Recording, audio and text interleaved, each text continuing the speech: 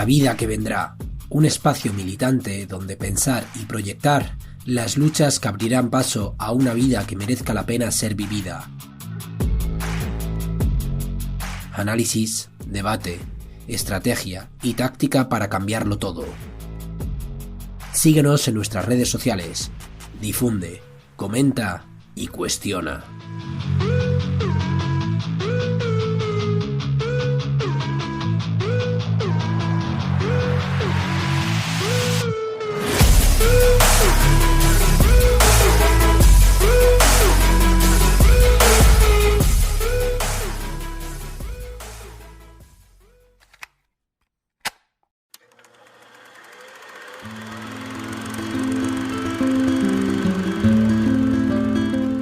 Decía Vladimir Ilich Lenin que para que se diera una revolución hacían falta dos tipos de condiciones, unas condiciones objetivas, marcadas por la miseria, la depauperación de las clases populares y una situación de quiebra social que empujasen a la gente a salir a las calles, y unas condiciones subjetivas, marcadas por dos tipos de situaciones.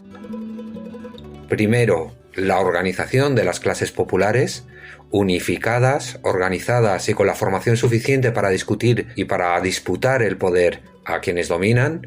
Y en segundo lugar, la desorganización y división dentro de las clases dirigentes, que no fueran capaces de averiguar si querían embarcarse en una dinámica de represión o de apaciguamiento de las luchas populares. Este tipo de discusión se trasladó posteriormente al desarrollo del movimiento obrero.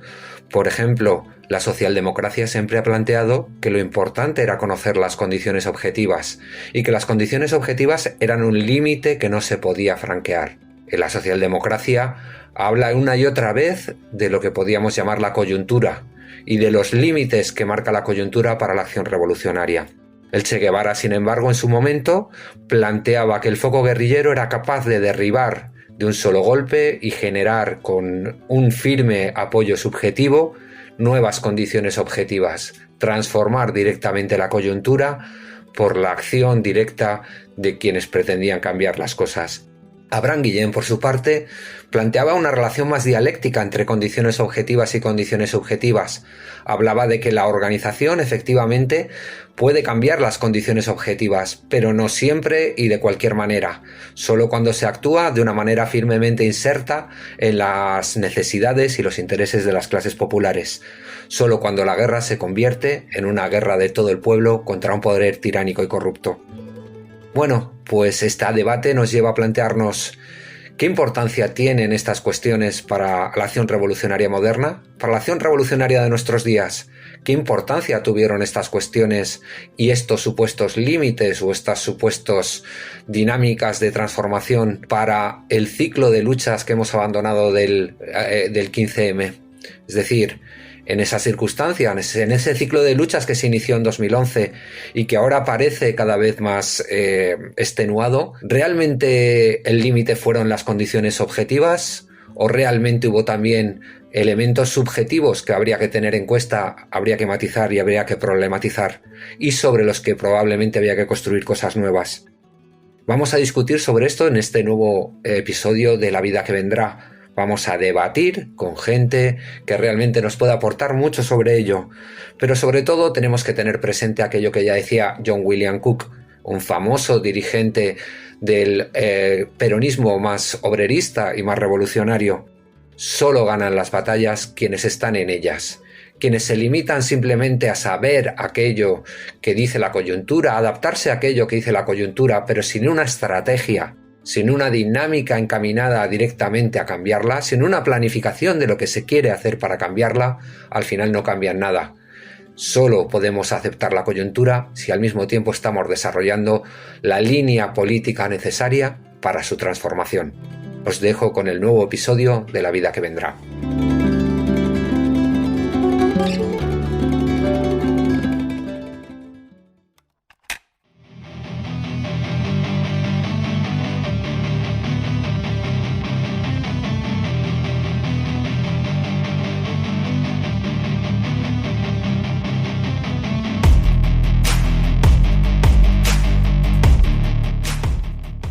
Los debates sobre los límites de las luchas son un clásico dentro de la historia del movimiento obrero y de la izquierda en general.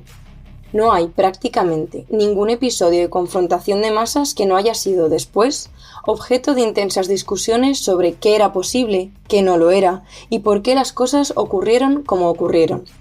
La Comuna de París, la Revolución Francesa, la Revolución de Asturias, la Guerra Civil Española y el proceso revolucionario en Cataluña, el golpe de Estado de Pinochet, todos estos momentos han sido analizados una y otra vez tratando de discernir qué peso tuvieron las condiciones objetivas y qué papel jugaron los factores subjetivos en su desarrollo concreto. Incluso los procesos considerados victoriosos han sido sometidos a este tipo de balance. Los debates en torno a los ciclos de lucha de las últimas décadas no escapan a este balance.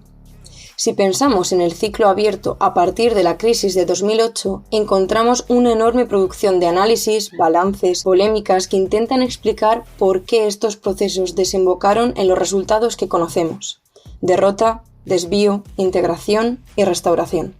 En el fondo, la pregunta que recorre todos estos debates es bastante clara y sigue plenamente vigente.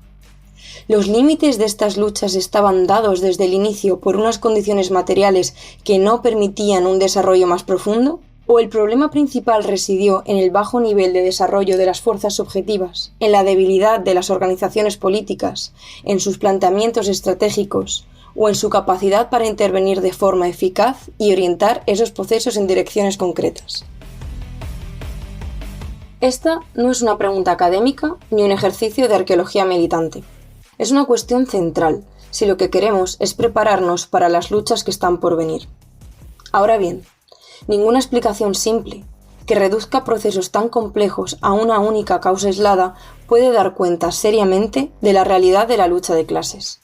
Por eso, no nos interesan las lecturas simplistas. Lo que sí podemos observar es que, dentro de los distintos análisis, aparecen inclinaciones bastante claras. Posiciones que ponen el acento en los factores objetivos, la estructura social, la composición de clase, el marco institucional, y otras que sitúan el foco en el subdesarrollo de las fuerzas subjetivas, la estrategia, la organización, la intervención política. Si aplicamos este esquema al ciclo del 15M y a las movilizaciones que lo precedieron y lo sucedieron, encontramos con bastante nitidez estos dos polos. Por un lado, están quienes sostienen que el recorrido del 15M hacia la institucionalización era, en gran medida, previsible e incluso inevitable.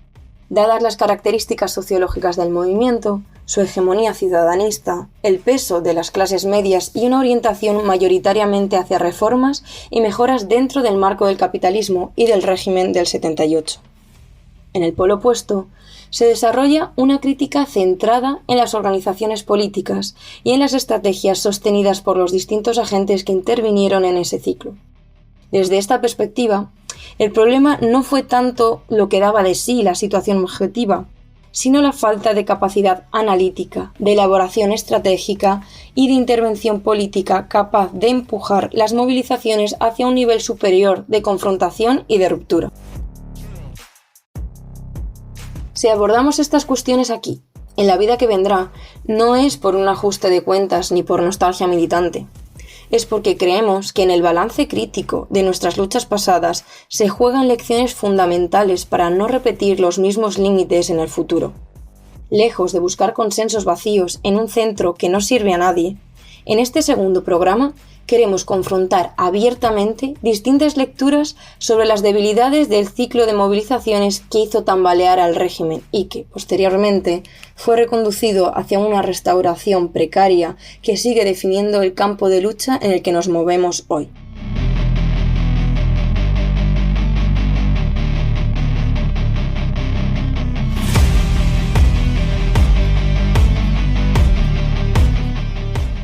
Buenas tardes a todos y todas, esto es La Vida que Vendrá, soy José Luis Carretero y hoy vamos a debatir de un tema que realmente tiene su interés. Vamos a debatir sobre la importancia relativa de las condiciones objetivas y subjetivas respecto a los procesos de cambio, a los procesos de transformación social. Y lo vamos a hacer concretando también y estableciendo también un ancla en todo este tema relativo al ciclo de luchas del 15M. Ya hicimos nuestro primer episodio precisamente respecto a esto. Y hoy queremos profundizar un poquito más. ¿Qué procesos de cambio se desarrollaron a partir de ese momento? ¿Qué tipo de alternativas sociales se pudieron plantear y qué posibilidades reales había para implementar esas alternativas? Vamos a verlo y tenemos para ello aquí a tres personas muy interesantes. En primer lugar tenemos a Emanuel Rodríguez, miembro de la Fundación de los Comunes y de Traficantes de Sueños, sociólogo, tengo entendido, y una Y hola, persona ¿qué muy tal? destacada dentro del análisis social. Muy buenas, Emanuel. Muy buenas, muchas gracias por la invitación. Tenemos también a Josefina Martínez, que es periodista, militante de la Corriente Revolucionaria de los Trabajadores y una de las firmas más apreciadas de Izquierda Diario. Muy buenas, Josefina. Hola, José Luis. Bueno, gracias por la presentación. Y tenemos a Miguel Ángel Brea, militante de la plataforma anarquista Liza, antropólogo y una persona muy conocida también dentro del mundo libertario y una persona de la casa, colaborador directo de este podcast. Muy buenas, Miguel Ángel. Muy buenas tardes a todos. Bueno, pues vamos a empezar con el debate y para ello os planteo una primera pregunta. Se la planteo a Emanuel, que va a romper el hielo y va a empezar a plantear o a decirnos qué es lo que piensa respecto a esto.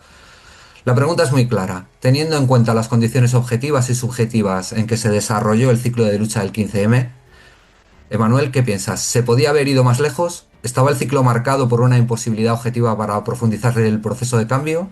¿O se podía haber, digamos, asaltado realmente el cielo? Realmente, yo creo que en el 15M no se plantea, o sea, es una insurrección, yo creo que tiene un carácter claramente democrático y de perfil, digámoslo así, ciudadanista, y en principio no se plantea como una revolución con un programa de máximos, sino que yo creo que ahí se van sucediendo cosas y se va creando, si quieres, por las propias circunstancias, como, bueno, pues una serie de posibilidades que antes no estaban contenidas desde luego en la situación, ¿no? Pero yo creo que es algo que pilla de imprevisto totalmente a lo que serían los sectores militantes, a las minorías, y que de alguna manera pues las impulsa a una situación en la cual pues no había ninguna experiencia ni ningún precedente, salvo aquello que podríamos situar en la transición que se hizo con otros actores y en condiciones muy distintas a las de ahora, ¿no? Entonces plantearía que más bien no es que se pudiese haber asaltado los cielos, sino que las posibilidades que se abrieron en el primer 15M luego se van cerrando progresivamente en la fase que podríamos llamar de institucionalización, ¿no?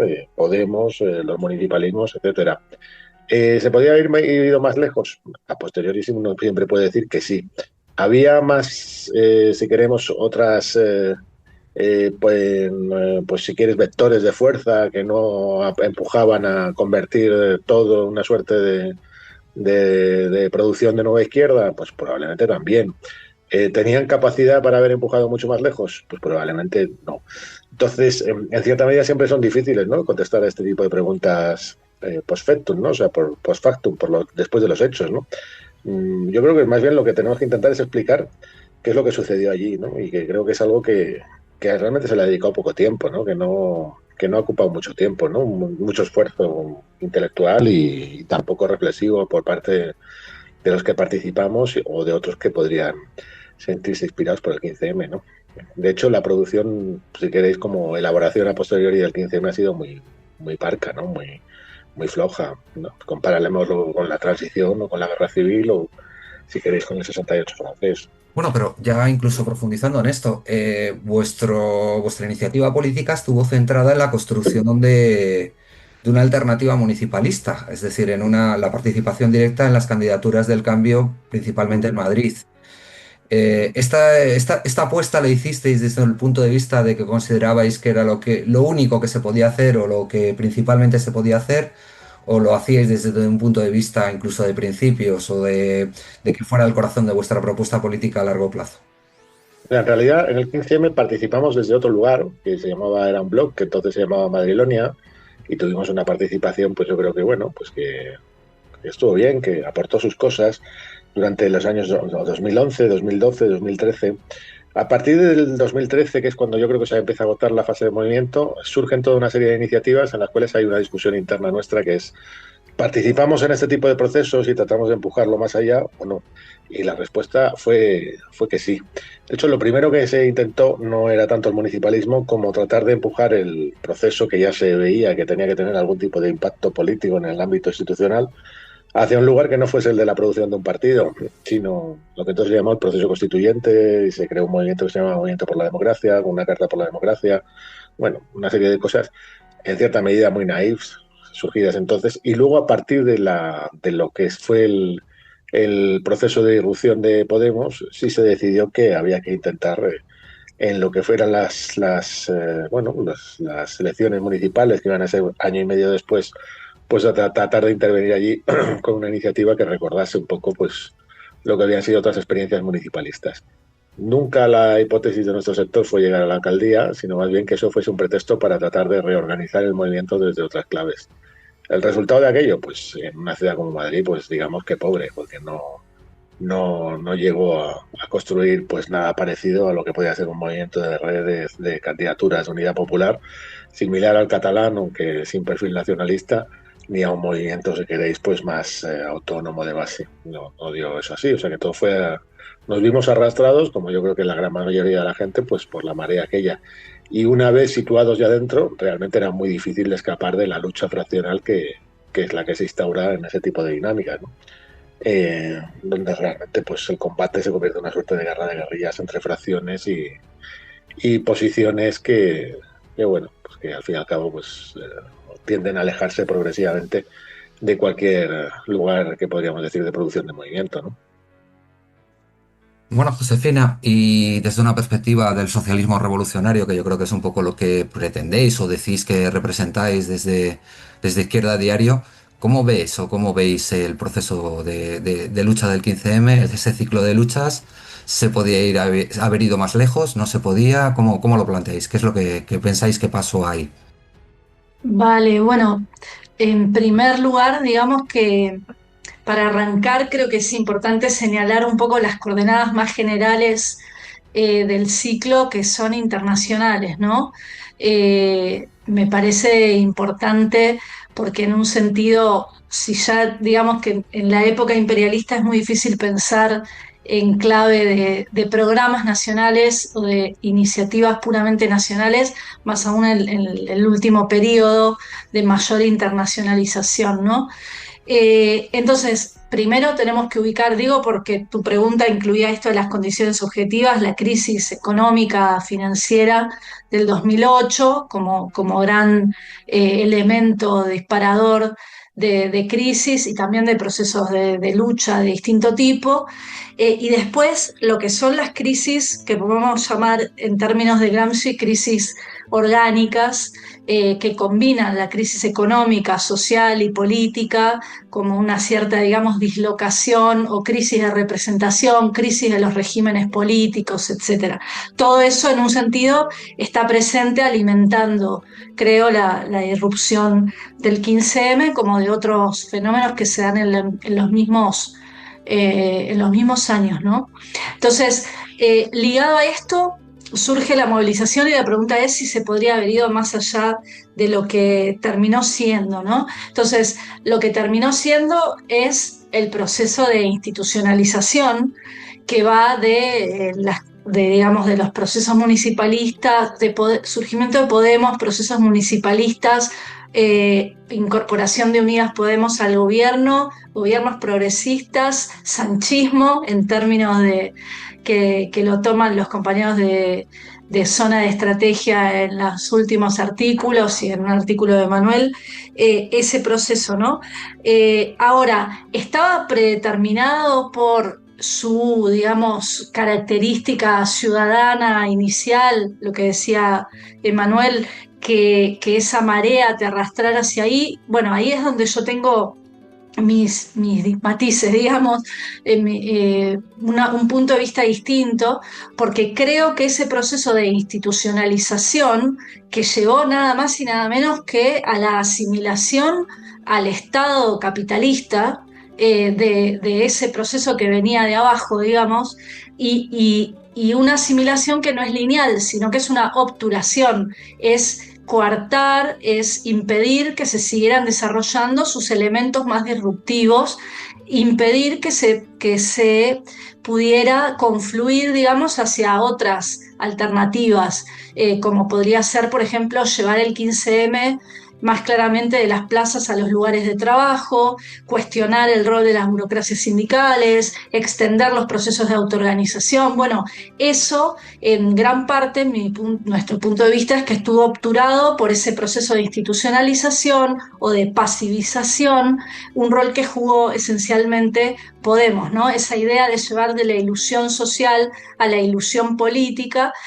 Y acá el problema que yo veo sobre todo es que eso, digo, el problema de la discusión, lo que me parece que habría que problematizar más, es que los procesos municipalistas ya son un punto de inflexión en esa institucionalización o estatalización del proceso, porque se propone nada más y nada menos que gestionar, administrar de forma más democrática, más coparticipada o como se quiera decir, el Estado capitalista en grandes metrópolis como Barcelona, Madrid, Zaragoza, etcétera, etcétera. Y entonces ahí entra un problema que es de vieja data, digamos, en la discusión de la izquierda, que es si hay posibilidades de democratizar las instituciones del Estado capitalista y de gestionar de alguna forma más amable, participada, etcétera, el Estado que en realidad lo que está respondiendo es a grandes, digamos, centros de poder y poderes reales que no fueron cuestionados en ese proceso. Es decir, ni en lo que hace a instituciones centrales del régimen, que se mantuvieron incólumes, ni hablar de la corona, de la casta judicial y otras, sino también a los poderes reales de poderes económicos, ¿no? De capital financiero, de capital inmobiliario, de centros de poder, bueno, etcétera, etcétera. Creo que todo eso no estuvo en cuestión ni en los procesos municipalistas y mucho menos después ya cuando es la integración de Podemos al gobierno central, donde, bueno, se llega a un nivel de asimilación al Estado que permite que el régimen, que había estado en profunda crisis cuando es el momento de irrupción del 15M, se recomponga por esta vía, digamos, de restauración progresista. Entonces, ¿estaba predeterminado que esto fuera hacia ahí por límites de la propia composición de clase del proceso? Yo creo que no. Creo que había posibilidades, márgenes políticos para otras estrategias. Ahora, que eso era una posibilidad de hacer una revolución socialista, no, tampoco nadie está diciendo eso, sería una caricatura, pero sí que se podría haber ido en otros sentidos.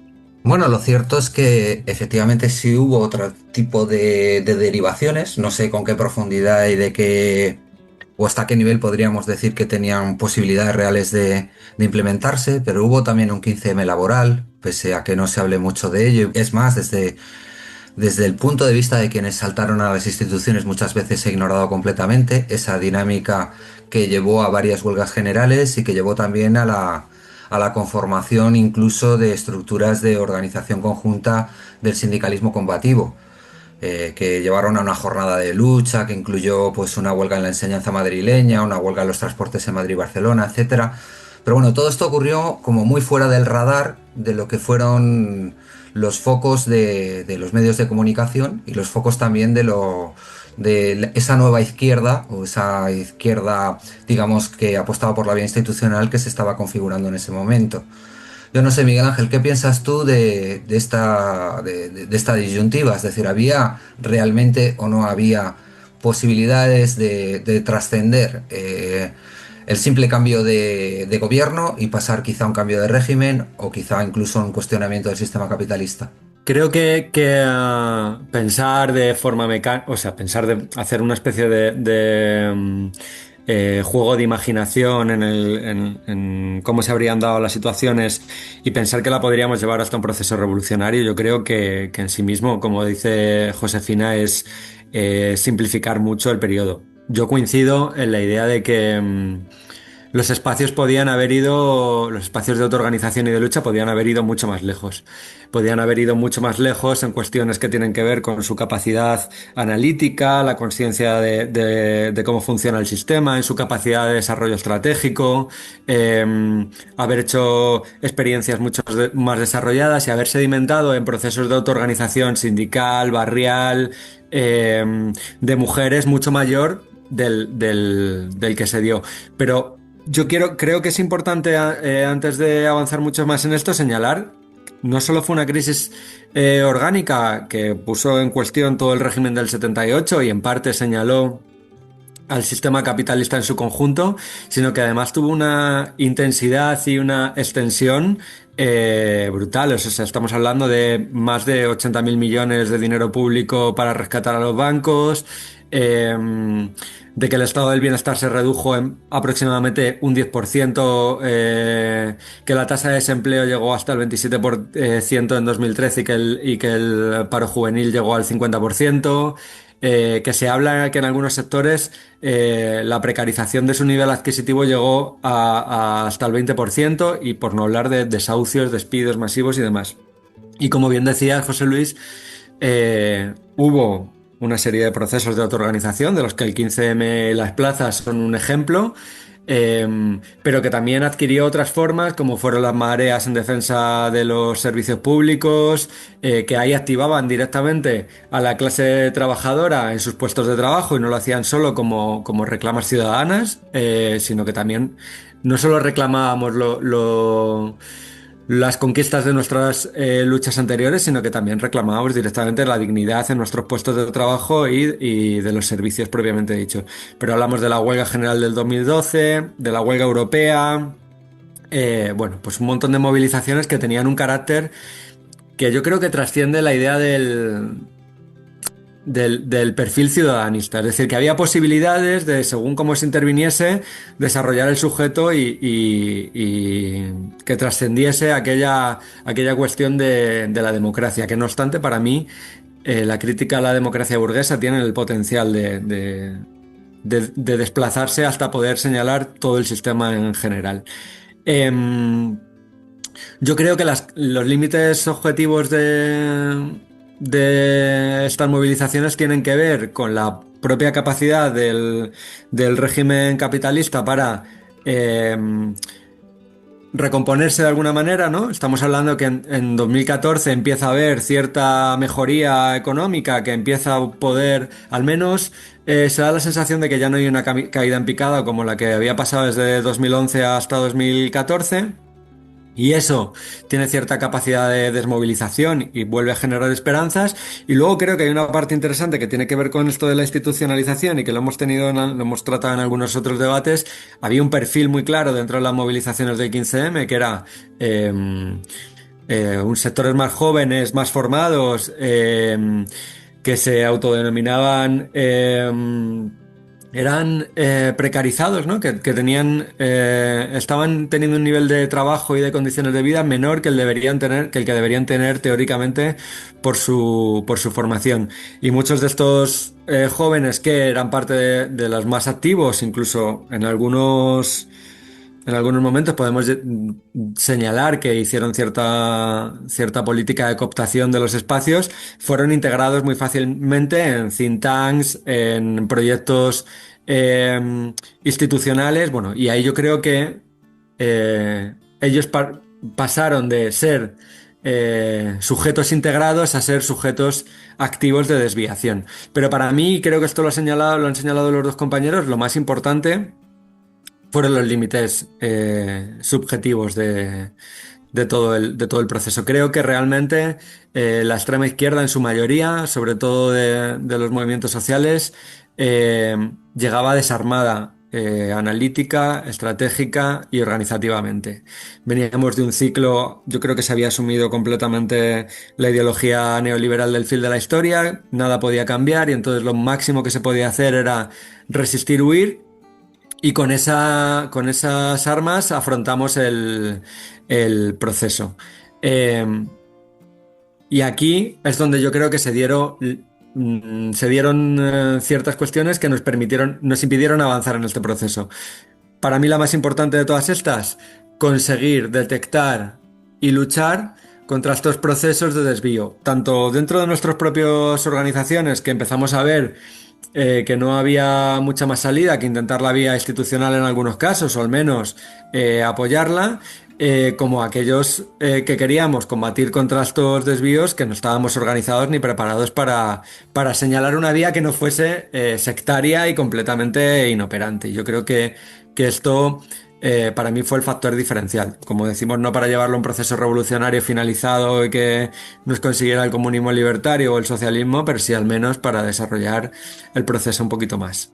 Emanuel, tú has hecho un trabajo analítico muy importante en relación con lo que has denominado como el efecto clase media, como uno de los pilares de estabilización del régimen nacido en la transición, ¿no?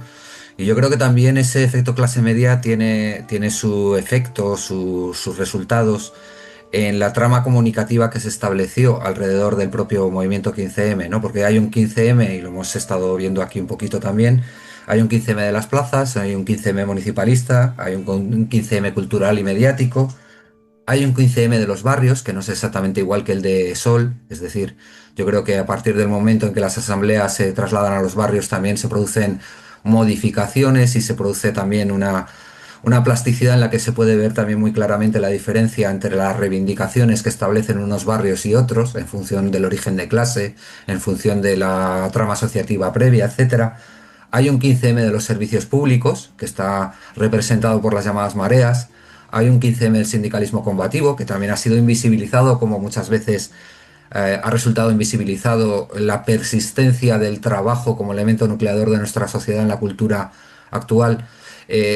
¿Cómo ves tú todo esto? Es decir, ese efecto clase media que entra en crisis, yo creo, en ese momento, y tú lo explicas muy bien también en tu obra, ¿tiene algo que ver con la percepción mayoritaria de cómo se producen las cosas a lo largo del ciclo de luchas del 15M? Es decir, ¿y en cómo se resuelve? ¿Tiene algo que ver con esa debilidad subjetiva de las organizaciones populares? ¿Tiene algo que ver también con cómo se reordenan y rearticulan los distintos sectores que han formado parte de las luchas desde el momento en que pues se produce una reestabilización del régimen? Yo creo que si nos situamos en la España de los 2000 se pueden entender algunas cosas y quizá ahora queden lejos porque en realidad ya han pasado 20 años, ¿no? O sea, la España de los 2000 es el gran ciclo de crecimiento, segundo gran ciclo, pero todavía más importante que el primero, de crecimiento de la economía española en democracia. Y está muy basado en dinámicas financieras asociadas al ciclo inmobiliario. Y son dinámicas financieras que además son muy capilares en términos sociales. Hay una expansión del crédito bestial, por ejemplo, entre el 95 y el 2007 el crédito se multiplica por 11, es decir, que hay un acceso al dinero, aunque las rentas salariales o los ingresos salariales estén prácticamente estancados. Hay un juego que afecta a las familias, es decir, que el precio de la vivienda pues, se multiplica por 3 en esos años. La riqueza nominal de las familias también se multiplica por 3 durante esos años, en una sociedad que es fundamentalmente de propietarios. Y eso genera una imagen, una proyección de prosperidad que deja gente fuera, evidentemente, pero que abarca, yo diría que una inmensa mayoría de la sociedad española. Eso está incluido en una dinámica que es de integración, de capitalismo popular, neoliberalismo. Tenemos distintas maneras de hablarlo, ¿no? Y que en cierta medida compone ese efecto clase media. En el 2008 se produce una crisis fundamentalmente de las muletas financieras que habían tenido estas sociedades occidentales de formar una inmensa mayoría, una gran mayoría de la sociedad relativamente integrada, que es lo que yo llamo clase media. Y que además lo que la gente certifica cuando se declara mayoritariamente de clase media. Y ahí se produce una caída bestial. Es decir, una suerte de toparse de bruces con una situación pues que para muchos es prácticamente de desclasamiento absoluto. Incluso sectores de la clase media más o menos integrada, la clase media profesional que comentaba antes Miguel, ¿no? En relación, por ejemplo, con lo que sería esa marea granate de los chicos, los que entonces se llamaban los exiliados, es decir, gente altamente formada, hubs, ¿no? Suficientemente preparada que tenía que, sin embargo, que marchar fuera porque aquí no encontraba el trabajo de ingeniero, de consultor, que realmente era el que se le había prometido, ¿no?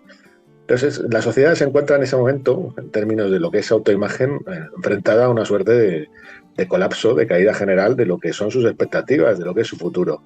Y no es casualidad que sean los sectores más formados y los sectores, si queréis, con más capacidad de representar ese futuro, los que protagonizan la movilización en primera instancia. Y de hecho no creo que hubiese habido éxito del 15M si hubiese sido cualquier otro sector, jóvenes de periferia o sectores laborales, que digamos que ya estaban muy tocados y que hay todo un proceso de institucionalización también en el ámbito laboral que viene de la transición. Eso yo creo que no conviene no olvidarlo, ¿no?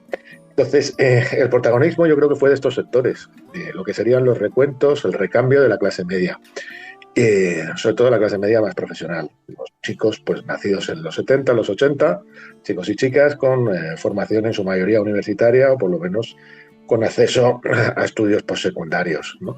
Yo creo que eso es importante reconocerlo, porque si no, no entendemos mucho. Es decir, realmente en esos sectores que en principio pues, uno puede definir, pues siguen siendo una minoría social, no más de un 30%, un 35%. Sin embargo, sí tenían esa capacidad de representar lo que sería el futuro del país, de que las generaciones más mayores se reconocieran en ellos y de generar una imagen de simpatía que incluso abarcó en su momento hasta sectores de la extrema derecha. Es decir, que si recordáis en aquel momento, pues hasta periódicos o medios como Libertad Digital iban allí a entrevistar y había un reconocimiento de lo que estaba sucediendo en las plazas. Luego, por supuesto, hay una entrada de otros sectores en la movilización, pero que yo creo que es a rastras y a partir de... No creo que hubiese protagonismo laboral. O sea, por supuesto, en una situación de crisis bestial, que menos que hubiese convocatorias de 1, 2, 3 huelgas generales y en el País Vasco más, ¿no? Y de hecho, en los lugares donde serían de mayor tradición industrial, o si queréis, donde la industria se ha mantenido, como en el País Vasco, el 15M fue una cosa muchísimo más residual y con menor penetración. Y también hubo cosas interesantes. Hubo unas huelgas de limpiadoras de metro, hubo una serie de huelgas también de sectores que podríamos llamar de los servicios a la producción más descualificados. Todo eso estuvo. Y hubo también huelgas en los servicios públicos, que en muchos casos de profesores, médicos y enfermeras, pues también tampoco escapan a esta imagen de clases medias relativamente integradas y en procesos de desintegración. Entonces yo creo que ese protagonismo es importante reconocerlo, porque si hubiese sido el de cualquier otro sector, los que hubiesen de alguna manera liderado al principio las movilizaciones, creo que el 15M hubiese quedado bastante más acotados. Es decir, por supuesto, en España no existe nada parecido a las Banlieues, no existe nada parecido, por ejemplo, a los rayos que hubo, por ejemplo, en Londres en el invierno anterior, en el invierno de 2011, antes de la primavera. Pero yo creo que ese es un elemento determinante a la hora de entender Pero por qué... es un elemento, Manuel, perdona, ¿sí? pero ese elemento es determinante a la hora de estructurar las dinámicas de la movilización, pero también es determinante a la hora de dibujar los límites de esa movilización. Exactamente, o sea, esa sería la otra cuestión. En la medida en que esos sectores no se vieron acompañados o empujados, o si queréis, contrapesados por sectores de otro perfil social, la movilización quedó desde muy al principio impresa en sus propias preocupaciones y en sus propias inercias.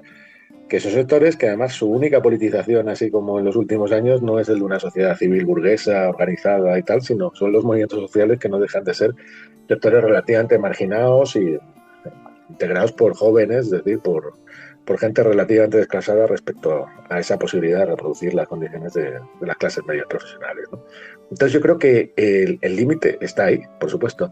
Es decir, en el sentido de que, a diferencia de la transición, donde hubo movilizaciones estudiantiles, donde hubo sectores profesionales, pues lo que no ha habido aquí fue un movimiento obrero más o menos radicalizado que produce una serie de problemas en lo que sería la capacidad de la economía, si queréis, capitalista industrial del país en los años 70, y que es el gran problema de la transición. También porque España ya no es ese país industrial que habíamos comentado antes, es decir, que entender que también el ciclo económico había tenido esa base, si queréis, inmobiliaria y financiera, sitúa los problemas en otro lugar. El límite, yo creo, es que y que se ve claramente en la consigna del momento, es que está en la palabra propiamente que se llevaba a todas partes, que era la democracia. ¿Y qué se entendía por democracia? Y ahí hay, por supuesto, una corriente marginal, libertaria, pues si queréis, como propositiva y más o menos audaz, que habla de una democracia radical, etcétera, tal cual, pero para la mayor parte de la gente democracia en ese momento significaba dos cosas muy sencillas: acabar con una clase claramente corrupta, una clase política claramente corrupta, e instaurar un sistema que fuese más o menos meritocrático, es decir, que a cada uno, según sus trabajos, según su capacidad de estudio, según sus méritos, pues recibiese lo que le tocaba. Entonces, yo creo que eso es el lugar en el que se produce la protesta, y que, como tú decías, pues también el lugar en el que marca sus límites, ¿no? Eso lo recogimos también en un trabajo que se llamaba La política en el ocaso de la clase media, el ciclo 15M Podemos. Y toda la ola posterior de la institucionalización ya estaba en realidad contenida en esos propios límites del 15M. Por ejemplo, un elemento fundamental, y con esto termino, era la centralidad de lo que podríamos llamar la comunicación o el paradigma comunicativo, entender la política a partir de una suerte de teoría de la comunicación o de praxis de la comunicación. Es decir, donde realmente ya en el 15M era importante llegar a la mayoría, era importante comunicar, era importante hacer un esfuerzo pedagógico, era importante presentarse como gente que tenía una cierta idea de lo que estaba sucediendo en el país, una propuesta moral incluso de recuperación o de regeneración del mismo. Y eso lo recupera luego Podemos y luego también los municipalismos. Es algo que no simplemente pertenece al proceso de institucionalización, sino que está en el 15M en su mismo origen, ¿no? Y, por supuesto, la ausencia completa de las viejas tradiciones de la izquierda, que no figuraron. O sea, en ningún momento se habló de revolución socialista, proletaria, ni nada por el estilo. Ni siquiera por la parte de las minorías activas en ese momento. O sea, que pues, en el propio proceso ilusionante y más o menos festivo que se dio, pues se dejaron arrastrar y se dejaron llevar por la marea, como suele ocurrir. Sí, yo creo de todas maneras que también con un movimiento de masas de amplio espectro como era el 15M se produjeron también distintas, o sea, una lucha entre distintos prismas y distintas perspectivas respecto a cómo verlo. Es decir, tú dices que no existía un movimiento laboral, pero lo cierto es que la recuperación de la tradición del 1 de Mayo alternativo fue una realidad que juntó a miles y miles de personas en movilizaciones por parte de los sindicatos y el sindicalismo combativo que no se habían visto desde la transición. Y lo que digo es que no hubo un protagonismo. La cuestión del protagonismo yo creo que es una cuestión fundamental. Es decir, la transición, aunque se niegue, estuvo protagonizada básicamente por un desgobierno bestial de las fábricas, que es lo que produce la inflación. Eso no lo reconocemos en las luchas del 15M. Claro, pero para mí si te planteas por qué el protagonismo lo tomó cierto sector con cierta estrategia y bajo cierta dinámica, tiene que ver con la inexistencia de otro sector mucho más combativo que tomara esa responsabilidad o que tomara esa dinámica. O sea, decimos, principalmente fueron estos sectores los que movilizaron o capitalizaron las demandas o lideraron, como lo queráis decir, bajo el paradigma comunicativo y muy enfocados a la posibilidad de la reestructuración del sistema y de la integración de otra vez de al menos sus capas sociales. Pero es que no hubo un sujeto alternativo que disputara este espacio, que disputara estas lógicas. De hecho, por lo que decíamos antes, porque yo creo que la extrema izquierda, por lo general, estaba completamente desprovista de análisis, de herramientas organizativas que le permitieran actuar y combatir estos esquemas de razonamiento. Es decir, que pensar de alguna manera que de forma natural solo emergieron esos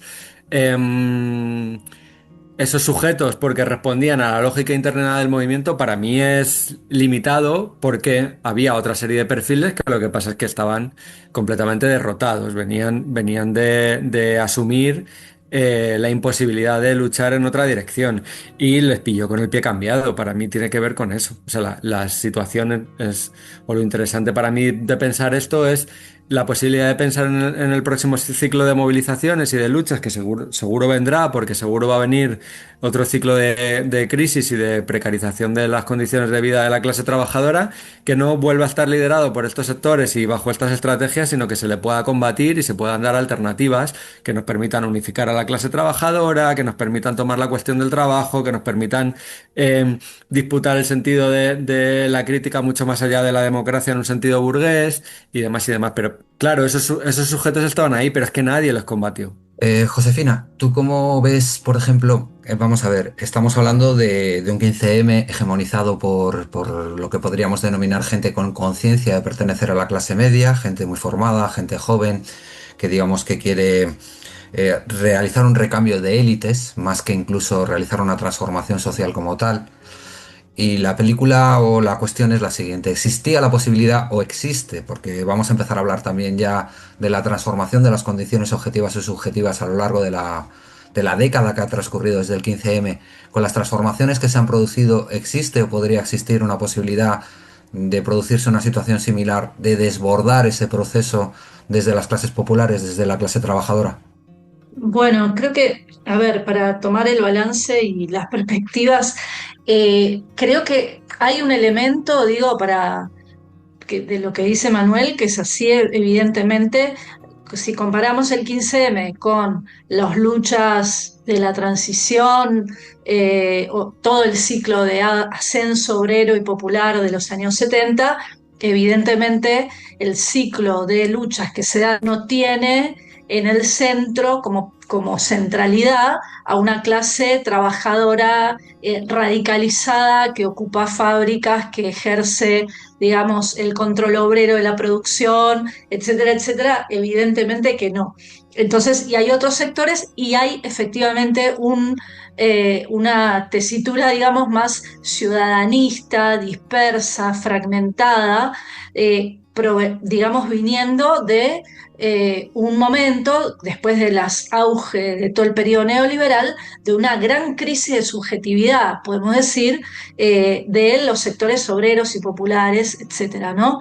Ahora bien, eso quiere decir que ese proceso estaba, y ahí es donde yo tengo la diferencia con Emmanuel, predeterminado a que el proceso de institucionalización se diera tal como se dio. Yo creo que no, que podía haber vías alternativas. ¿En qué sentido lo digo? En que si gran parte de la extrema izquierda, llamémoslo así, o la izquierda no reformista, hubiera peleado de forma más digamos, unificada por poner esa centralidad en la clase trabajadora, los procesos que vos nombrás, José Luis, de recuperación de un sindicalismo combativo, de coordinación, etcétera, en vez de apostar al proceso de Podemos, institucionalización, municipalismo, las fuerzas de esos sectores serían mejores ahora, hubiéramos salido mejor de este ciclo que lo que se entró. Y la realidad es que muchos salieron peor de lo que entraron. Ese es el problema, que todo el ciclo de Podemos dejó, en un sentido, una crisis enorme de desmoralización en muchos sectores que fueron con esa ilusión política al ciclo de institucionalización. Sectores que fueron con la ilusión de que, digo, para hablar en concreto, de que Carmena en el gobierno y una presión por abajo iba a abrir un proceso de democratización en la gestión municipalista. Bueno, y eso fue una catástrofe, un fiasco total, y el problema es si se apostó a eso o se apostó incluso en el momento que Emmanuel dice había una marea que te arrastraba hacia ahí. Bueno, pero ahí había que resistir a la marea, no ir con la marea. Había que decir, no es por acá. La clave es seguir desarrollando la autoorganización, seguir llevando, y yo ahí acuerdo con lo que planteaban, creo, los compañeros, de que había, aunque el 1 de mayo combativo o las coordinaciones que hubo entre sectores del sindicalismo combativo no fueran el centro del proceso, pero existían.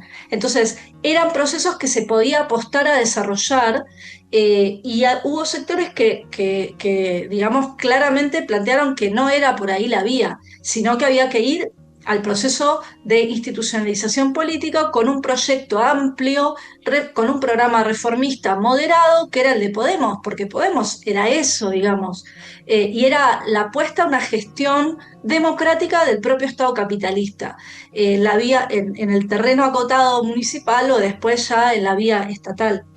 Entonces, creo que ahí había una discusión de por dónde ir, de qué programa pelear, y si eso hubiera permitido, yo no digo impedir que esa marea, digamos, un proceso de institucionalización tal vez se terminara dando, pero sí fortalecer más a los sectores combativos, anticapitalistas, que apostan por la clase trabajadora, etcétera, etcétera. Entonces, permitía seguir interviniendo de una manera más fuerte, me parece, en ese ciclo político, y no ir a un lugar que, digamos, que tuvo costos porque hubo sectores, digo, nosotros, por ejemplo, siempre lo polemizamos, por ejemplo, con los compañeros de anticapitalistas. No me quiero meter tanto porque no están presentes en el debate, pero esto está por escrito, así que ellos apostaron mucho al proceso de Podemos, mucho, con fuerzas, materiales, energía militante, de todo, y el resultado fue malo. De salir más, digamos, la apuesta por una izquierda anticapitalista, de la hipótesis Podemos salió peor, no mejor. Entonces, por dónde había que ir. Digo, porque esto nosotros lo podemos discutir acá, pero son procesos que se dieron en otros lugares también. En Argentina, por ejemplo, después del 2001, gran parte de sectores de izquierda apostaron al kirchnerismo. Y eso también llevó a fracasos, llevó a procesos de institucionalización, de recomposición del régimen y de fracasos. En cambio, la apuesta por resistir a la marea esa que te arrastraba, que no dejarse arrastrar por la marea, creo que permite la posibilidad de construir procesos, por ejemplo, de una izquierda anticapitalista, socialista, con más arraigo en la clase trabajadora, en los sectores estudiantiles, juveniles, de los movimientos, etcétera, pero con una perspectiva de independencia de clase mayor. El ejemplo de Argentina, por ejemplo, donde hoy el Frente de Izquierda, la figura de Miriam Bregman como referente de ese proceso de una izquierda radical está creciendo enormemente, creo que muestra también la posibilidad de un camino distinto, ¿no? Entonces, nada, plantear en qué medida creo que se podía pelear por algo distinto.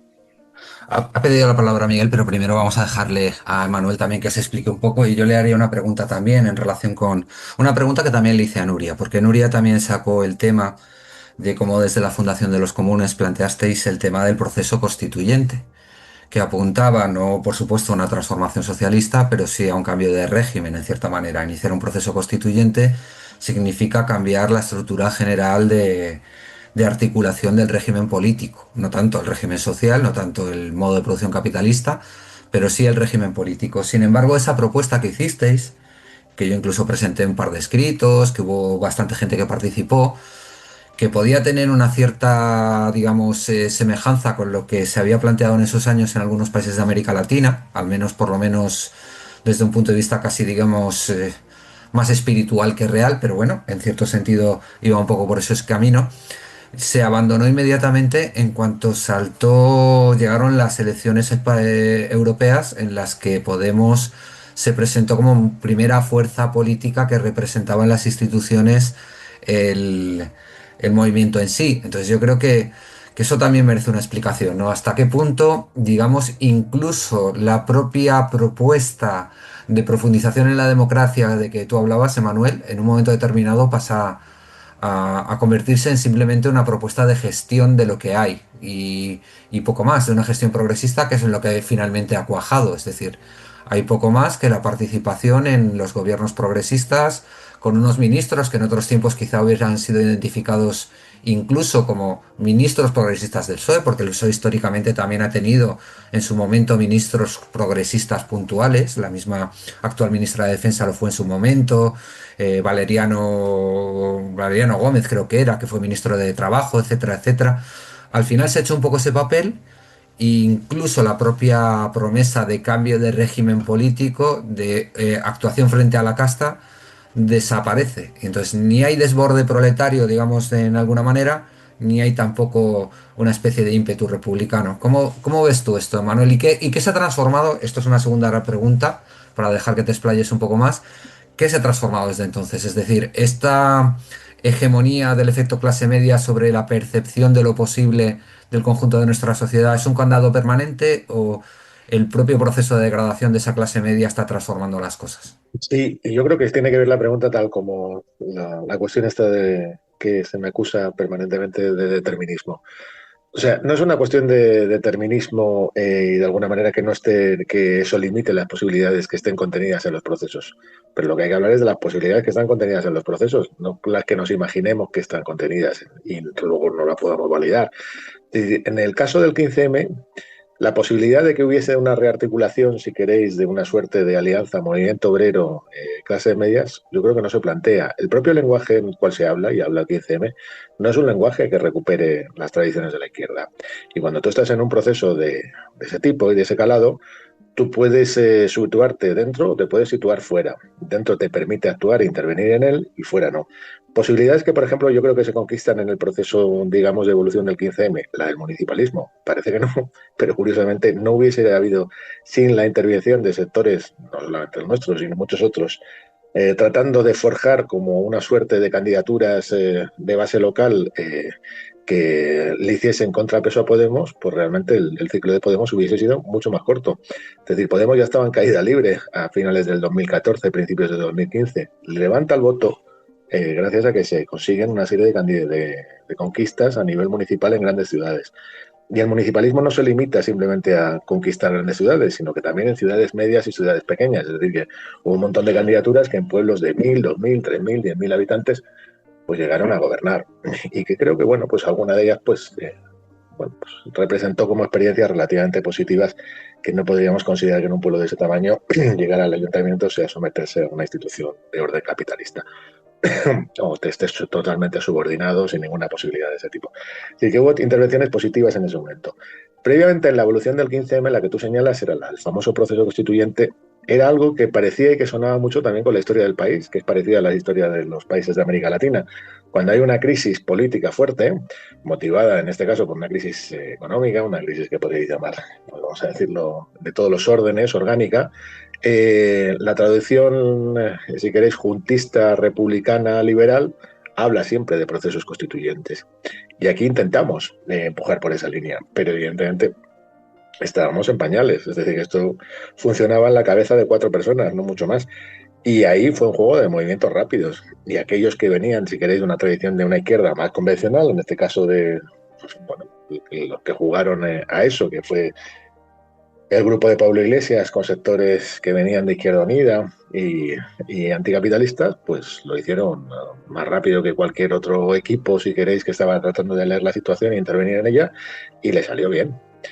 Hubo otra posibilidad y otro debate interno dentro del proceso de institucionalización de Podemos, de si el partido tenía que ser un partido completamente gobernado por su comando mediático o las bases que se habían agrupado y articulado en eso que se llamaban los círculos, un término pues bastante bizarro para la tradición del país, en vez de llamarlas juntas, podrían haber tenido autonomía y podrían haber generado contra instituciones de otro tipo. La suerte entonces se habló de partido movimiento o de otras posibilidades, pero esos son los debates que se produjeron en el momento.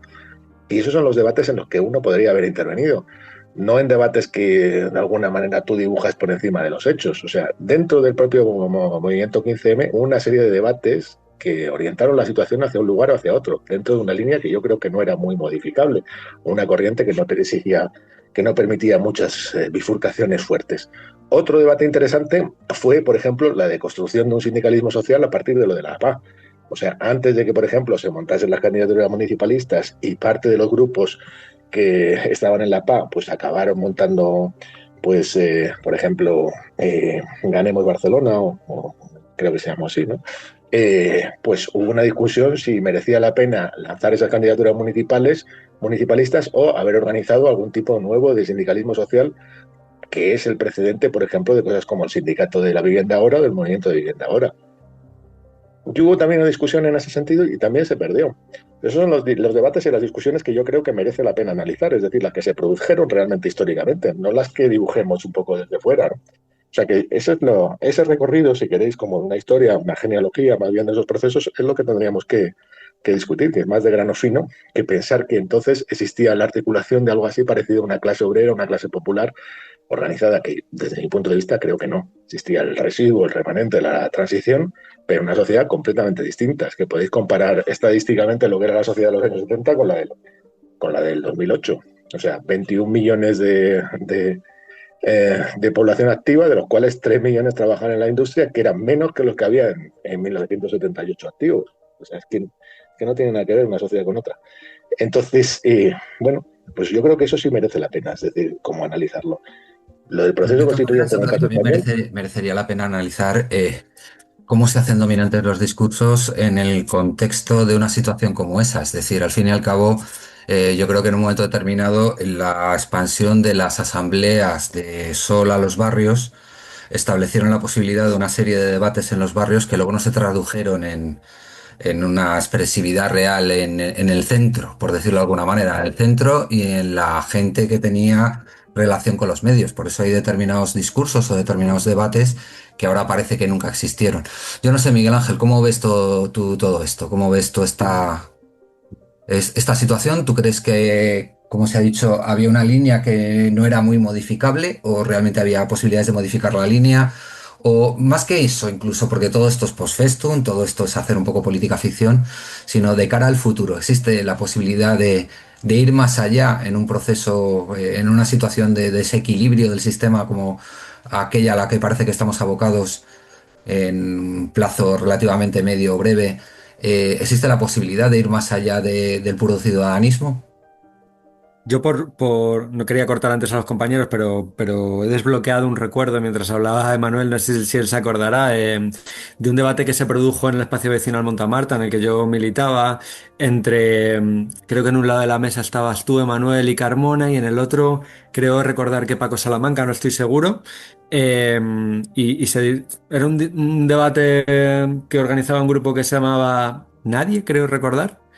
Y que se debatía un poco sobre la opción municipalista, ¿no? Y por un lado, yo creo que ese momento ejemplifica muy bien lo que pasó y lo que tenemos que superar ahora.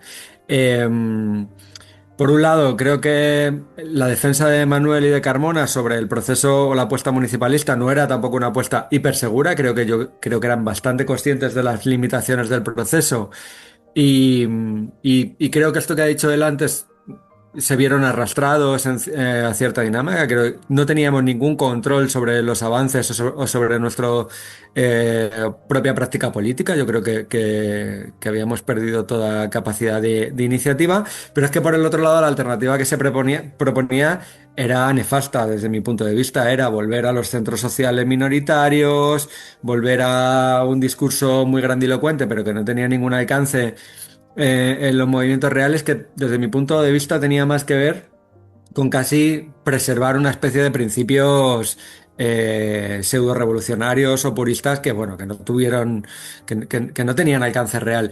Pero fijaos cómo sería mi postura en aquel momento, que el debate no me interesó absolutamente nada. Yo estaba centrado en construir un espacio que le pudiese dar a mi barrio la capacidad de aumentar sus formas organizativas, y que fue, desde mi punto de vista, un completo desastre. No sé si Manuel se acuerda de aquel momento, pero creo que para mí es un momento que ejemplifica muy bien qué hacían aquellos actores, aquellos sujetos muy implicados, es decir, éramos gente muy militante, se nos podrá acusar de muchas cosas, pero no de nuestra falta de entrega y de predisposición y ganas en aquel momento. Y yo creo que era ir un poco como pollo sin cabeza. Para mí, la posibilidad de avanzar más en el proceso pasado, en el futuro, tiene que ver con qué papel juegan estos sectores más combativos, más revolucionarios, más anticapitalistas, de qué análisis se dotan, de qué formas organizativas se dotan y de qué estrategias se alimentan. Y luego, por último, esto que has dicho tú, Carretero, me parece muy interesante, que es cierto, y que también comentaba Manuel, que es cierto que el movimiento tenía una serie de lemas o de articulaciones en forma de reclamas que parece que contienen ese sentido puramente reformista. Yo creo que hay algunas que excedían a esto, ¿no? Pues lo de no es una crisis, es el sistema, o... bueno, yo creo que había algunas que tenían cierta capacidad de señalar más allá de todo esto.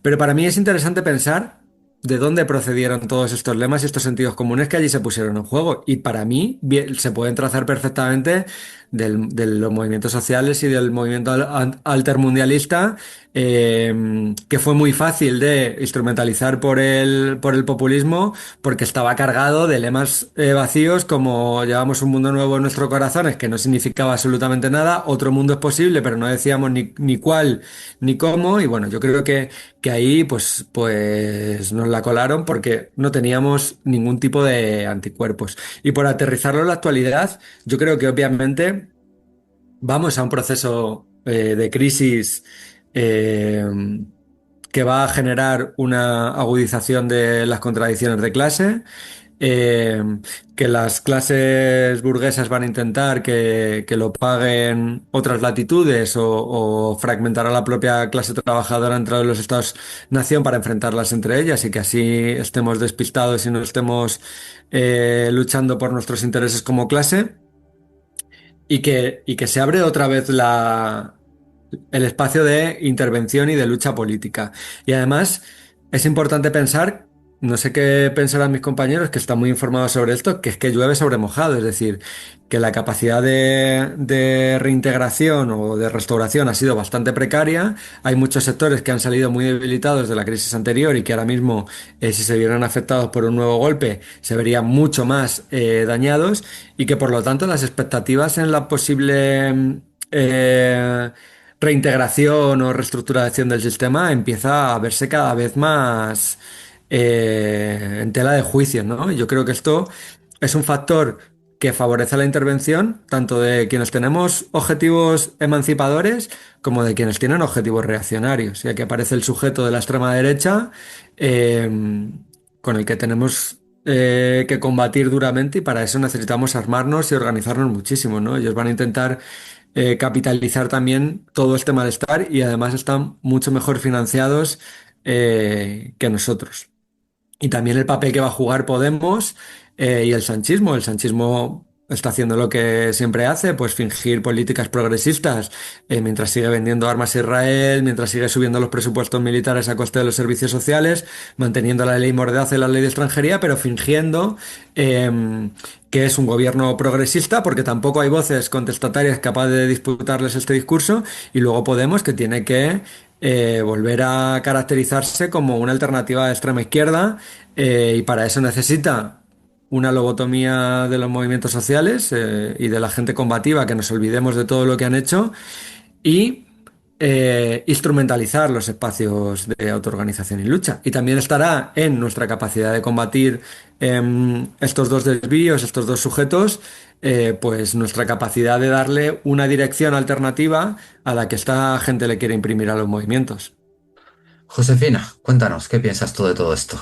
Bueno, un montón de cosas son, pero está bueno. A ver, para mí, digo, hay un gran balance del ciclo político, que no es solo el momento de, digamos, del 15M, sino todo lo que viene después, que es la constitución, la emergencia de Podemos como un gran elemento, como un gran activo político pasivizador, ¿no?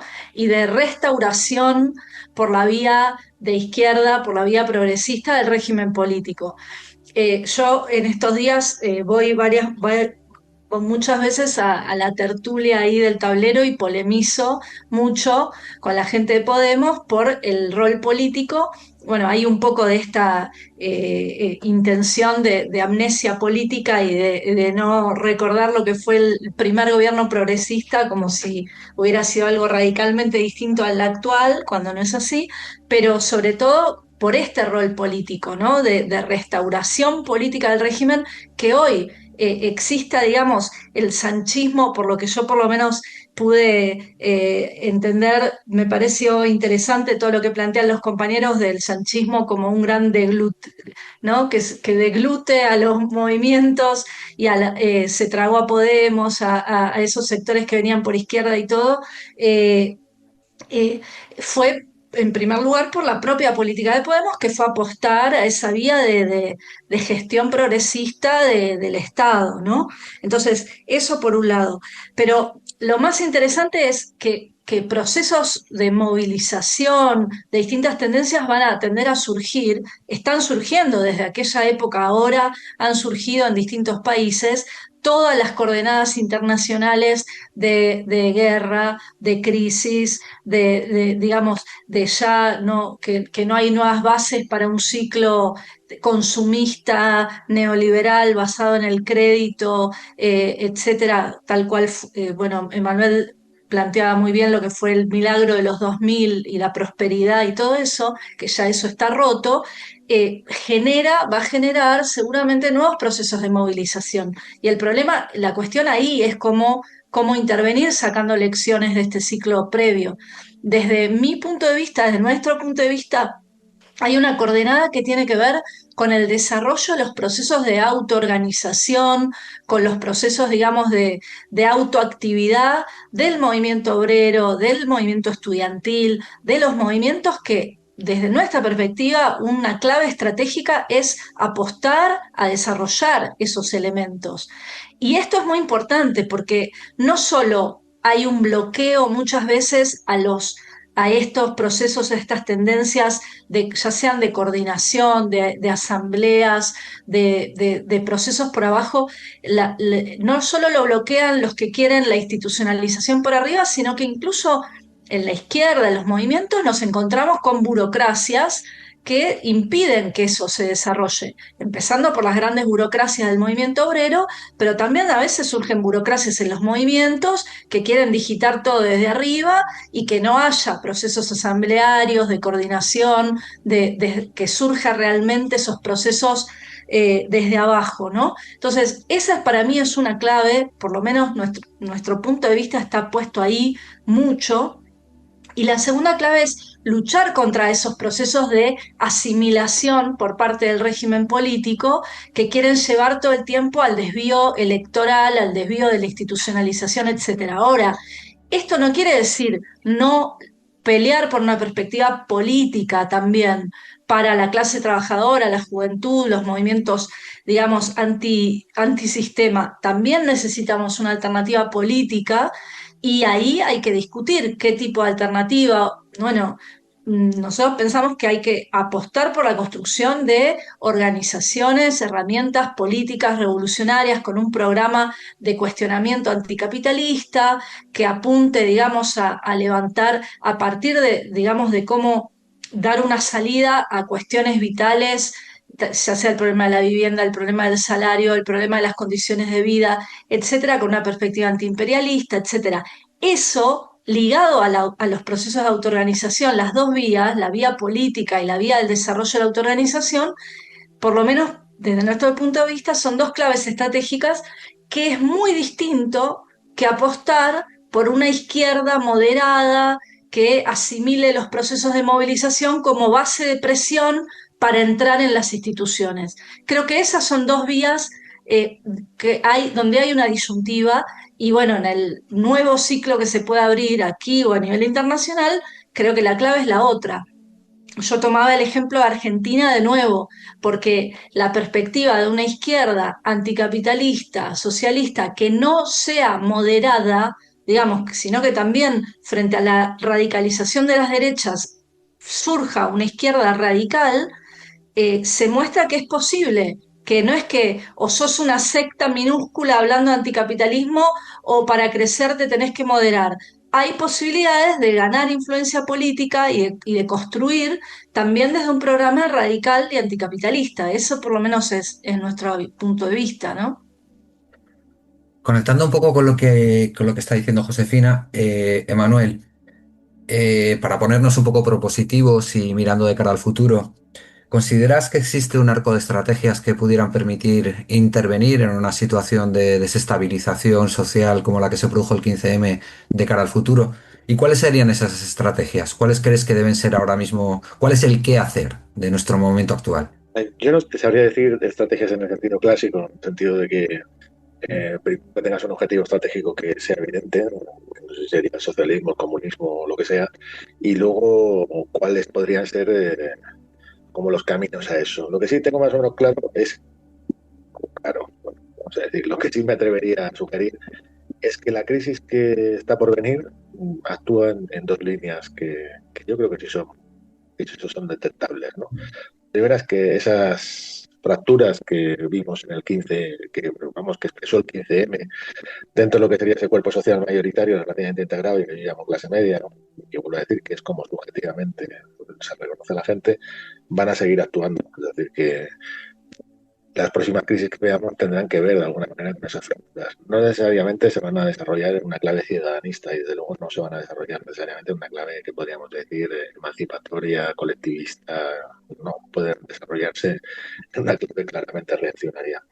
Y la otra es que hay un sector creciente también de población que bascula entre lo que podríamos llamar los empleos de servicios de baja productividad y baja cualificación, aunque ellos tengan una sobrecualificación muchas veces, yo creo, de bajo requerimiento, de bajo entrenamiento, y que podríamos llamar los sectores excedentarios, ¿no? En el sentido de que, bueno, pues, este tipo de trabajo relativamente superfluos, desechables, aunque socialmente puedan llegar a ser muy, muy necesarios. Digo, desechables en términos capitalistas. Realmente, si uno pudiese echar los dados, pues una sociedad como la madrileña, y esto lo hemos tratado en un nuevo monográfico que sacamos ahora sobre Madrid, que estará a punto de llegar a las librerías, que se llama Madrinos de España, tradiciones y crisis de la metrópoli urbana. Se ve claramente, es decir, o se puede reconocer con cierta claridad. Nos encontramos que estos dos sectores están ahí prefigurados. Lo único que su articulación política no es clara. O sea, puedo decir, los sectores de caída en proletarización de esas clases medias pueden ser presa o pueden articularse en una clave, pues podríamos decir, nativista reaccionaria, aunque no está esa partida cerrada, y esos sectores que podríamos llamar excedentarios no están articulados políticamente, es decir, que no podríamos decir que, y tampoco sindicalmente, ¿no?, que en una crisis futura no vayan a participar de una manera pues en la cual pues no haya ni organizaciones ni minorías que sepan o que estén capacitadas para articular alianzas con ellos, ¿no? Y yo creo que eso es un poco la clave del asunto, es decir, que esos dos elementos seguramente estarán presentes en las próximas crisis. Ya están jugando en, en realidades muy distintas, o sea, lo vemos desde una cosa como la candidatura de Mandani en Nueva York, hasta las revueltas de las Valdíes en Francia, hasta ¿no?, la explosión de insurrecciones que ha habido desde 2010, urbanas, me refiero, hasta hoy en prácticamente todo el planeta, ¿no?, donde se ven de una manera u otra estos dos perfiles, ¿no? Eso es en lo que me centraría, ¿no?, y tratar de leer esa situación de un capitalismo en crisis, que es muy distinto de un capitalismo, si queréis, todavía progresivo, ¿no?, todavía expansivo, ¿no?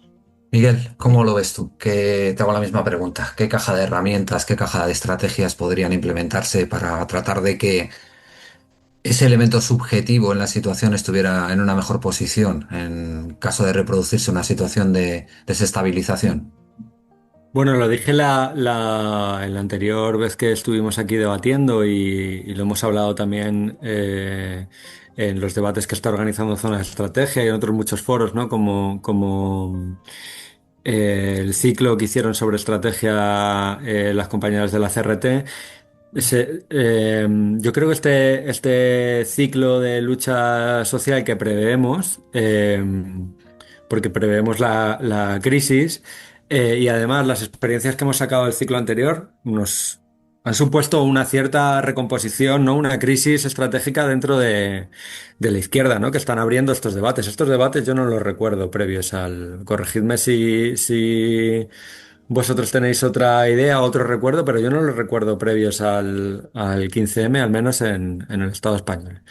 Em, para mí esto es un avance. O sea, obviamente es un avance limitado, está todavía en fase larvaria, pero nos indica una recomposición de los sectores más combativos ante la necesidad de constituirnos como sujetos capaces de intervenir.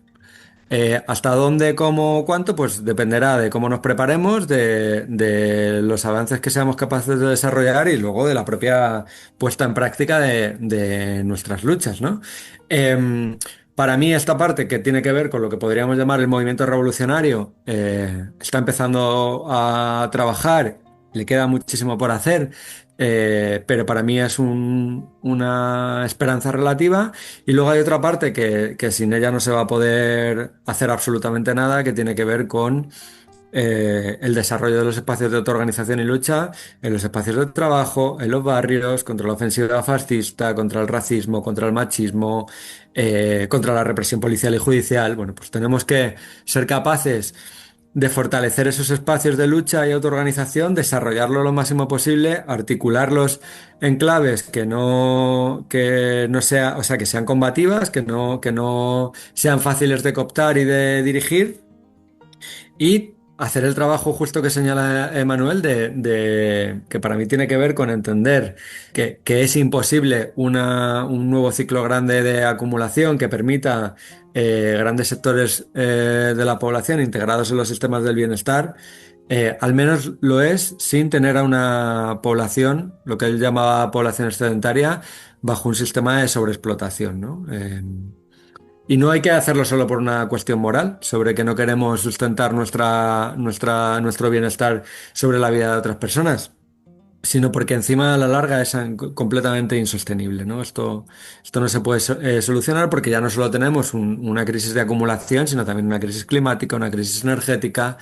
eh, y para aquí hay que empezar a combatir a las burocracias que ahora mismo limitan el desarrollo de los espacios en la actualidad, ¿no? Muchas de ellas tienen un carácter más organizativo, ¿no? Más, sí que son el producto de un desarrollo, de un Estado ampliado que se articula como intermediario entre la clase trabajadora y sus explotadores, pero hay otros que son proyectos puramente ególatras y de desarrollo personal y de expectativas de vida particular, que tenemos que ser capaces de localizar, detectar y neutralizar para poder hacer una política diferente. Bueno, pues desde diferentes tradiciones hemos llamado a esto de forma diferente, pero eh, para mí es interesante retomar el término de la autonomía.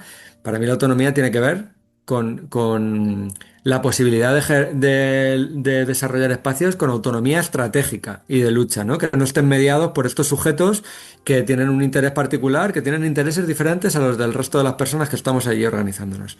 Y para eso, desde mi punto de vista, coincido con Josefina, aunque en otro plano, que hace falta constituir organizaciones capaces de hacer estos desarrollos y también de sostener nuestras propuestas, minorizados, desarticulados, atomizados, analizamos peor, desarrollamos peor y además nuestra capacidad de lucha queda completamente limitada, ¿no? Por supuesto, tenemos que desarrollar una serie de programas que sean capaces de ser interesantes para grandes sectores de la población. Y no vale con lemas populistas ni con posiciones pseudo revolucionarias, ¿no? Como eh, se articulan desde algunos sectores. Esto para mí es el resultado del debate, de la construcción colectiva y de hacerlo con cierta honestidad y fraternidad, que yo creo que es interesante. Aquí tenemos cuatro posiciones que no concilian en todo, pero que bueno, que están abiertas a un debate y a un desarrollo que yo creo que puede ser muy interesante y muy productivo.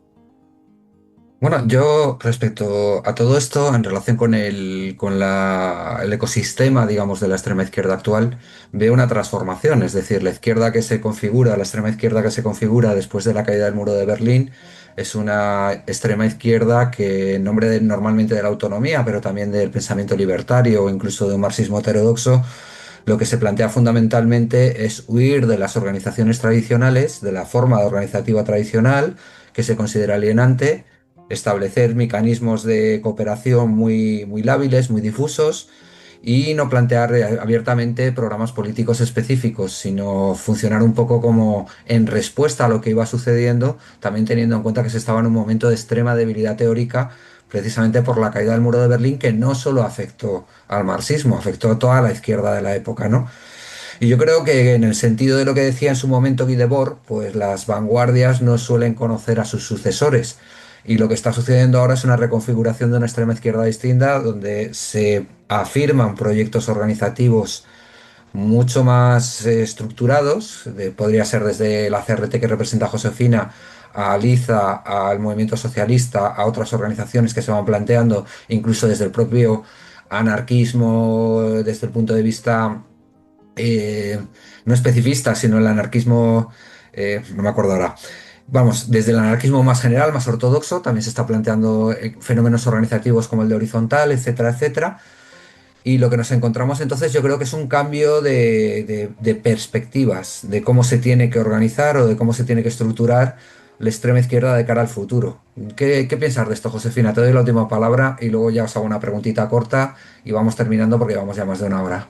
Me parece muy interesante lo que dices, para pensarlo, lo tomo para seguir pensándolo, pero efectivamente No, Josefina, además hay. yo creo que en esto hay una cuestión que es que eso puede ser prometedor desde ciertos puntos de vista, desde el punto de vista de que se estructura una acción política más meditada, más reflexionada y más consciente, pero también puede introducir, y esto lo digo como miembro de la generación anterior, puede introducir una serie de disfunciones que se reiteren mecanismos alienantes de organización política, etcétera, etcétera. Mira, a mí me parece interesante la idea de que hay una recomposición de la extrema izquierda. Ese elemento me parece interesante y sobre todo para pensarlo no solo, digamos, en el Estado español, sino internacionalmente, si hay algo de eso. Yo creo que hay algo de eso porque en el último tiempo se venía hablando mucho de la polarización asimétrica, es decir, el ciclo de la crisis, neorreformismos, etcétera, después nos había dejado en muchos lugares una polarización asimétrica hacia la derecha, una radicalización de las derechas. Y en el panorama de la izquierda había un cierto, no sé, situación de crisis, diría, de que no se sabía para dónde se iba. Bueno, yo creo que empieza a haber una recomposición por izquierda. Ahora, ahí también hay un debate de estrategias y hay disputas estratégicas. A mí me parece interesante lo que dice Miguel, que también la vuelta al debate estratégico ya en sí mismo es interesante. A mí el nombre de la revista Zona Estrategia me encanta, se lo dije a Nuria Alabao en su momento, me parece, pone en el centro este cambio para mí de que hay un debate de estrategia y que es necesario salir, digamos, de la disyuntiva que solo es o movimientismo social o sindicalismo o política institucional, sino que se puede pensar en estrategia política ligada a la clase trabajadora, pero también con perspectiva anticapitalista. Ahora, claro, qué tipo de organización, qué tipo de partido. Yo no creo que la organización partidaria en sí misma sea alienante. Ahora, las tradiciones de partido único tipo estalinista, más que alienantes, son una, digamos, catástrofe para la clase obrera en su historia, digamos. Y hay parte de esta recomposición de la extrema izquierda en ciertos sectores se da con una cierta nostalgia de los pasados partidos comunistas, sin una crítica, desde mi punto de vista, a fondo del legado, de lo que fue el legado nefasto del estalinismo. Eso para mí es una advertencia, por lo menos yo estoy como en una compromiso de dar pelea en ese sentido, ideológica y política, de que nuevas generaciones no borren digamos, del medio la necesidad de sacar conclusiones de lo que fue los regímenes de partido único, el estalinismo, los partidos burocráticos, etcétera, y que desde mi punto de vista, que venga una tradición trotskista con una reivindicación, digamos, de las experiencias de autoorganización y del consejismo muy fuerte, por lo menos mi tradición, es que la combinación entre herramienta política y autoorganización es la clave, que borrar del medio la autoorganización y solo hablar de partidos revolucionarios te lleva de cabeza de nuevo a la experiencia del estalinismo. Entonces que eso hay que tenerlo como una, digamos, una discusión permanente. Pero por otro lado, sí creo que hay una cierta recomposición en la extrema izquierda, reitero, internacionalmente, creo que se están dando fenómenos interesantes, y bueno, por lo menos me parece que está bueno pensarlo y debatir en profundidad cómo podemos seguir desde acá. Bueno, pues ya para terminar os hago una pregunta más cortita y como más personal. Yo ahora me enfrento a alumnos y alumnas de 18 o 20 años para los que el 15M no representa prácticamente nada, ¿no? Entonces, en el que no hay tampoco una memoria histórica muy desarrollada respecto a eso y a lo mejor probablemente no entienden tampoco muy bien a qué se refiere uno cuando habla de las movilizaciones del 15M. Yo para explicárselo a una alumna recientemente, pues le contaba cómo, por ejemplo, era un escenario en el que la politización del conjunto de la sociedad llegaba al punto en que se podía hablar de política abiertamente con desconocidos en un autobús. Es decir, en un momento determinado tú volvías en un autobús a tu casa, en un autobús urbano, y podías hablar con unos desconocidos que estaban allí hablando en voz alta sobre crítica política al régimen que había en ese momento y por lo tanto había una posibilidad de politización, de diálogo social que no había existido desde la transición. Entonces yo creo que eso es un elemento definitorio, pero me gustaría que contarais cada uno y una una pequeña anécdota que os parezca representativa un poco. Miguel ya ha hecho una, pero otra, de lo que representa el 15M. ¿Qué quería decir? ¿Qué vivencias representa o evoca en todos nosotros? Emanuel, comienza tú. Bueno, yo creo que lo que has señalado es decir, como esa politización general de la sociedad y que realmente te encuentras con la gente y hay como una cierta fraternidad, está bien, ¿no?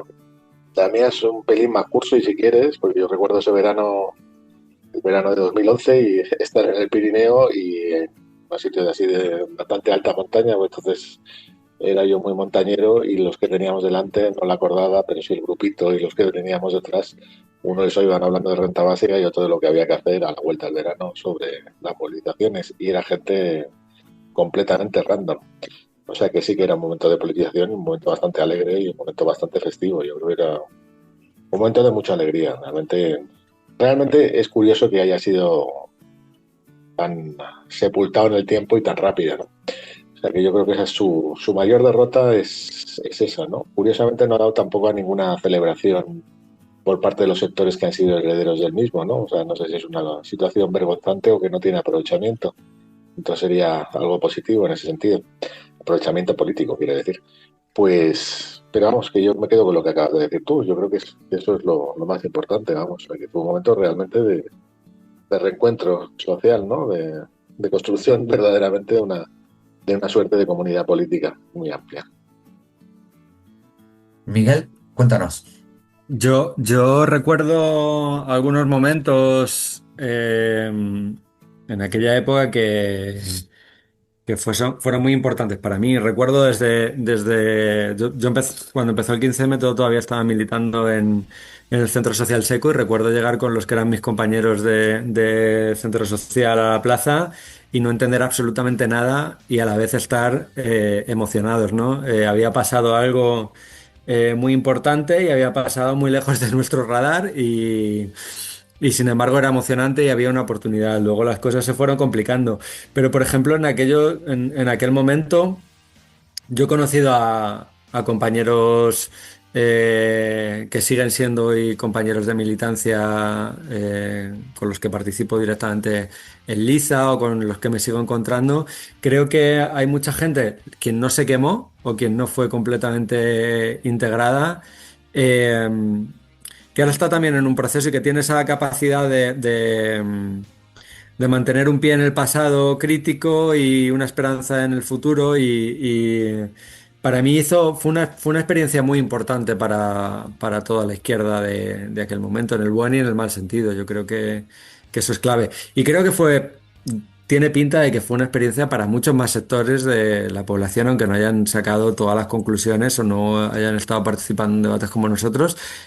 A la gente que estuvo allí les trastocó la vida de una manera u otra, ¿no? Les abrió las puertas a pensar que se podían organizar de otra manera, que se podía debatir de otra manera, que los problemas eran otros. Y por la mala, pues algunos de estos han entrado en una completa decepción lógica, por otra parte, ante la posibilidad de que este sistema, dentro de los límites de lo institucional, le diera respuestas a sus problemas y han virado hacia posiciones reaccionarias. Pero sin duda fue una experiencia clave. Josefina. Bueno, me hiciste pensar de nuevo, a ver, yo en mayo, cuando fue el 15 de mayo, estaba en Argentina, nos impactó mucho, lo seguimos mucho desde, digamos, nuestra corriente internacional y en un sentido puedo decir que el 15M también trastocó mi propia vida, porque después de eso, unos meses después, yo terminé tomando la decisión de venirme a vivir al Estado español, así que mira, vaya si cambié de vida y algo tuvo que ver ese impulso, esas emociones alegres, digamos, de la movilización y de la calle, de mostrar que había perspectivas y todo para un proyecto que podía ser entusiasmante. Así que a mí también me influenció y ya, digamos, en el invierno, que es cuando yo llegué acá, o sea, 6 meses después, también me impactaba mucho en Madrid esa suerte de movilización permanente que había, ¿no? Y yo después lo que tengo mucho en la cabeza ya es, además de la huelga general que vino después, las movilizaciones la gran movilización que hubo de las marchas de la dignidad con Pan Rico, Coca-Cola. Yo pude participar ahí de esa suerte de intento de coordinación de sectores de trabajadores, etcétera, que también creo que fue una marca importante personal, por lo menos. Así que un poco todo eso. Bueno, pues ¿queréis decir algo más para acabar, Emanuel? Haceros la invitación, por supuesto, supongo a ver si se puede seguir discutiendo sobre estas cuestiones más adelante. Así que muy buena iniciativa y muchas gracias por la invitación. Tenemos que leernos todas el último número de Zona de Estrategia para ir a debatir a la maliciosa en junio. Josefina. Sí, nada, está bueno el debate. Nos quedó ahí discutir más en profundidad lo de si clase obrera sí o no, las tesis sobre el trabajo, que con Emanuel la otra vez charlamos también en otro encuentro, que por ahí para la próxima estaría bueno retomar. Nada, muy buena la iniciativa y la seguimos cuando se pueda. Pues muchas gracias a los tres y a Josefina por esa idea para un nuevo programa de aquí en adelante. Y pues bueno, esto es La Vida que Vendrá, segundo episodio. Esperamos que os haya gustado, esperamos que sigáis oyéndolo y esperamos que os suscribáis para recibir las actualizaciones y para recibir los siguientes episodios. Muchísimas gracias.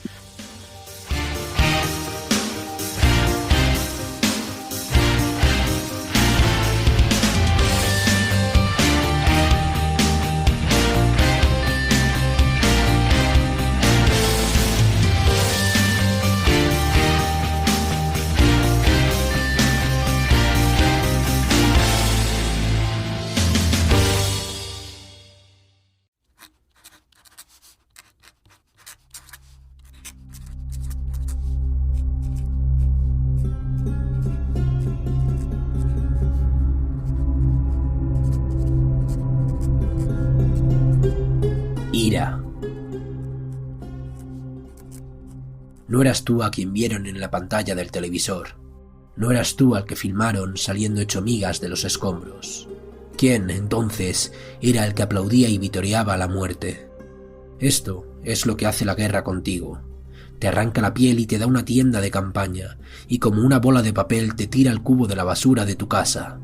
Arranca tu corazón rosado y planta una piedra de pólvora. No deja campos de trigo brillando en tus ojos, ni colinas de olivos que sueñes cosechar. No deja un jardín de infancia jugando sobre tus hombros, ni la hierba de los recuerdos te acompaña en el ocaso de tu hogar. No hay nada, ni aquí ni allá, salvo una ira interminable que se derrama hasta el fin del tiempo y el espacio. No eras tú, no era una cloaca, era un lobo que aullaba bajo los escombros, ansioso por devorar la carne de los tanques. Nasser Rabah, poeta gazatí, 13 de marzo del 2024.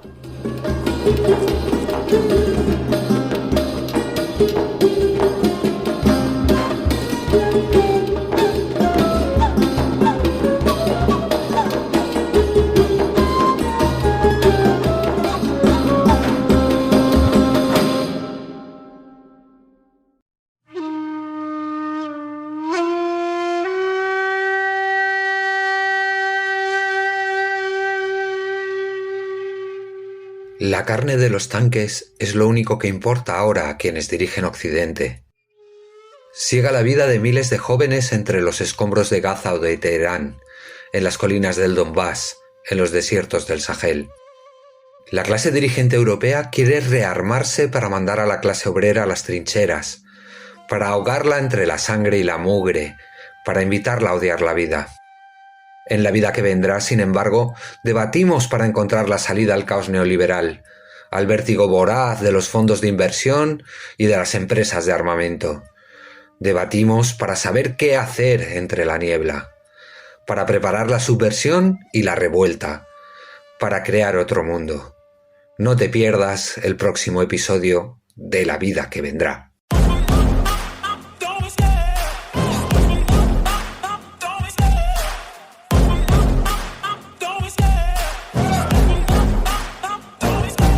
Love the chase and the hunt, and I set the pace when I'm running. I always take what I want and I always give it 100. Don't need a bank, no I'm funded. Play the game like it's nothing. I'm always thankful for something. Don't take for granted, stay humble. Now wake up! It's time to look at the enemy. Look in the mirror if he is no friend to me. It's not working out, maybe it's the chemistry. It's time to break up so I can make a better me. Better believe in your mind, cause it's everything. You can mold, shape, find almost anything. All it takes is some time and some clarity to find your identity. It's mind over everything.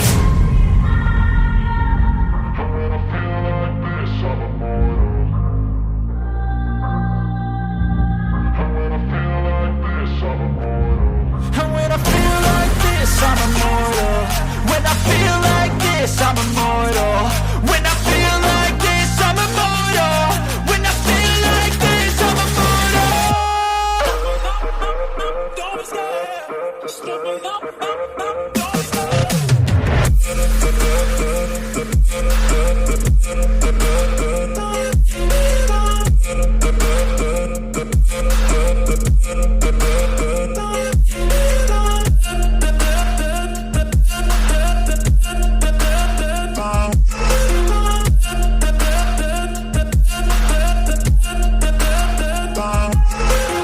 I'm so gone, no I'm never turning back. I won't stop, I'ma fight until there's nothing left. It's so on, you're gonna be hurting bad. Cause I've been to hell and back. You don't wanna make me mad. I stay strong, you will never see me crack. And if you get in my way, you're gonna feel the wrath.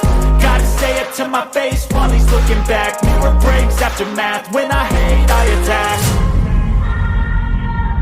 And when I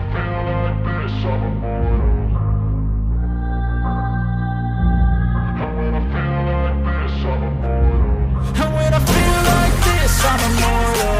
When I feel like this, I'm immortal. When I feel like this, I'm immortal. When I feel like this, I'm immortal. Don't be scared.